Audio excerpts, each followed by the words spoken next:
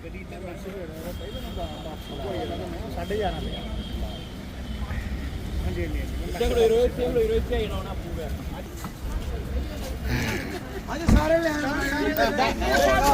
श्री राम, जय श्री राम। अम्मा जी कहना बस ठीक है सर, बिल्कुल।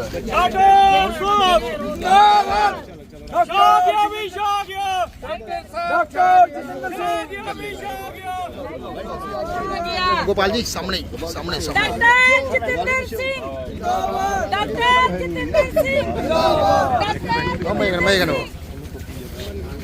डॉक्टर साहब को जय श्री राम, जय श्री राम, जय श्री राम, डॉक्टर साहब को जय श्री राम, जय श्री राम, जय श्री राम। हमारे स्टूडेंट ने कविता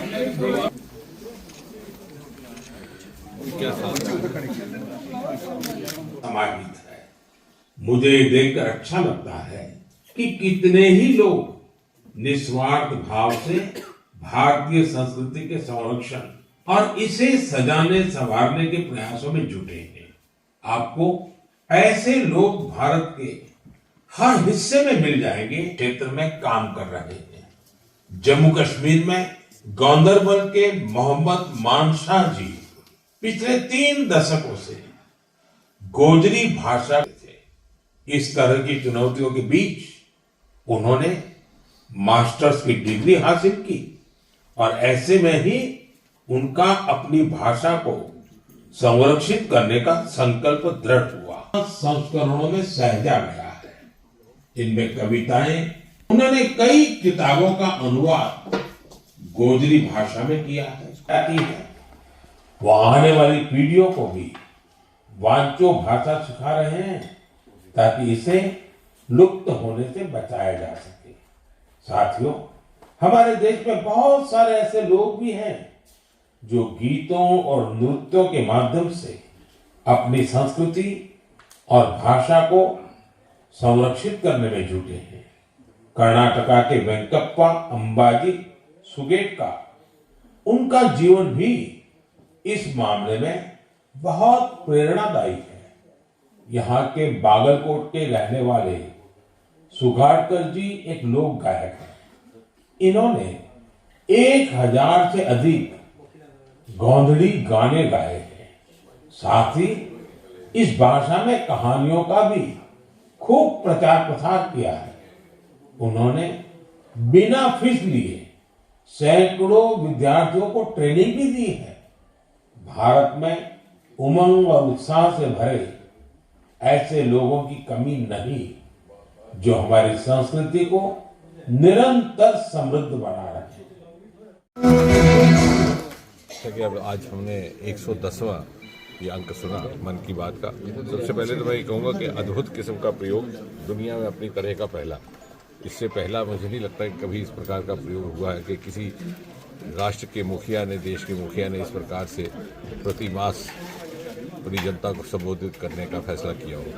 और इसकी ये विशेषता रही है पिछले 110 अंकों में कि कहीं भी किसी प्रकार की राजनीति की बात नहीं आई, प्रत्यक्ष अथवा अप्रत्यक्ष रूप से, और पूरी तरह गैर राजनीतिक, गैर सरकारी समाज के विषयों को लेकर के, साथ ही साथ लोगों के साथ जहाँ जहाँ मोदी जी ने अपनी बात साझी करने का कार्य किया, वहाँ हमें कुछ ऐसी जानकारियाँ भी उपलब्ध करवाई जो शायद अक्सर हमारी नज़र से दरगुजर हो जाती है। अब उदाहरण के तौर पर आज इस एपिसोड में भी आपने देखा होगा, जनजाति समाज को लेकर के कुछ एक सक्सेस स्टोरीज को उन्होंने दर्शाया। किस प्रकार से गुमनामी में भी कुछ एक हमारे नागरिक हैं जो अद्भुत कार्य कर रहे हैं, जिससे सारे समाज की सेवा होती है। उसके अतिरिक्त किस प्रकार बच्चों को शिक्षा उपलब्ध करवाने के लिए निस्वार्थ तौर पर किस प्रकार से कुछ एक संस्थाएं काम कर रही हैं। आज मौके की नज़ाकत को देखते हुए उन्होंने फर्स्ट टाइम वोटर्स को अपील भी की कि जिस तरह से चुनाव आयोग ने एक अभियान प्रारंभ किया है, उसी के चलते 18वीं लोकसभा में 18 बरस मुकम्मल करते ही अपना वोट डालें, उनके लिए एक अवसर है। और साथ ही साथ उन्होंने कुछ और ऐसे विषय जो शायद जम्मू कश्मीर से भी ताल्लुक़ रखते हैं। हमारे यहाँ से ही गुज्जर समाज के एक कलाकार हैं जिनको उतनी शायद ख्याति प्राप्त नहीं हुई जितने वो हकदार हैं, लेकिन उनका कार्य, उनका योगदान बड़ा अद्भुत रहा है। साहित्य के क्षेत्र में, गोजरी साहित्य के क्षेत्र में उनका उल्लेख किया। और जिस प्रकार से पद्मा अवार्ड्स को एक नया स्वरूप दिया गया, पीपल्स पद्मा, उसी की तर्ज को लेकर के, उसी भाव को लेकर के कुछ एक ऐसे लोगों को हर साल, हर बार, हर अंक में उजागर करते रहे। आज भी हम उनका मार्गदर्शन भी प्राप्त हुआ और इस प्रकार की बड़ी महत्वपूर्ण सूचनाएं भी प्राप्त हुई। डॉक्टर साहब क्या देखते हैं जिस तरह से हर कार्यक्रम में हर व्यक्ति का उल्लेख उन्होंने किया, जिस तरह से आपने भी कहा कि ऐसा व्यक्ति था जिसे समाज नहीं जानता था, तो क्या देखते हैं वाकई में सरकार को ऐसे ही होना चाहिए जिनकी नजर में एक ऐसे मुझे लगता है कि हर किसी को जानता है। पिछले 10 वर्षों में मोदी जी ने सरकार की कार्यशैली को भी बदला है, उसका स्वरूप बदला है, हमारी कार्य संस्कृति बदली और उससे हमारी मानसिकता में भी बदलाव आया। उदाहरण के तौर पर अब जैसे भी बात हो रही थी, पद्म अवार्ड को पीपल अवार्ड कर दिया। कोई भी उसके लिए अपनी याचिका दे सकता है ऑनलाइन और किसी दूसरे के भी नाम का सुझाव दे सकते हैं। और आपने देखा होगा कि ऐसे ऐसे लोगों को पद्मा पुरस्कार मिले हैं जिनको शायद पहले कभी आपने सुना ना था, लेकिन जब आपको पुरस्कार, उनको पुरस्कृत होने के बाद उनके कारनामों की आप पूरी विवरण पढ़ते हैं तो आपको लगता है और अपने आप पर ही पछतावा होता है कि क्यों इस देश में रह करके इस प्रकार के नागरिक को हमने अभी तक मान्यता नहीं दी, उस प्रकार की स्वीकृति नहीं दी। तो ये बहुत बड़ा काम मोदी जी के कार्यकाल में हुआ है।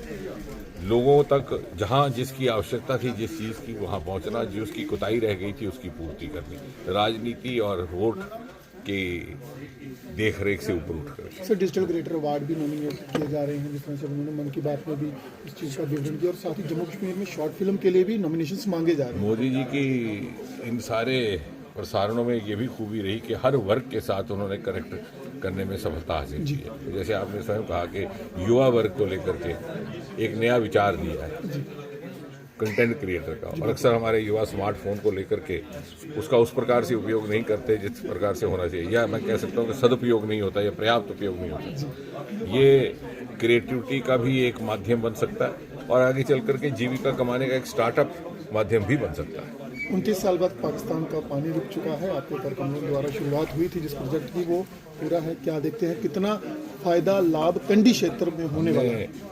जिस दिन मोदी जी यहाँ पधारे थे तो मैंने स्वागत संबोधन में ये बात का उल्लेख किया था कि 30-40 बरस तक ये रोका रहा और राजनीतिक कारणों से रुका, क्योंकि इसके लाभार्थी रहने थे कठुआ और सांबा के डिस्ट्रिक्ट और उस तरफ गुरदासपुर और पठानकोट। लेकिन तत्कालीन सरकारें नहीं चाहती थी कि इन क्षेत्रों को इस प्रकार का लाभ मिले और एक राष्ट्रीय स्तर की परियोजना को रोक करके रखा गया और गवर्नर राज लगने के बाद ये संभव हुआ और मोदी जी ने स्वयं हस्तक्षेप करके पुनः इसकी पूरी की पूरी समिति नहीं बनाई गई प्रिंसिपल सेक्रेटरी पीएम के अध्यक्षता में और नए दस्तावेज बनाए गए।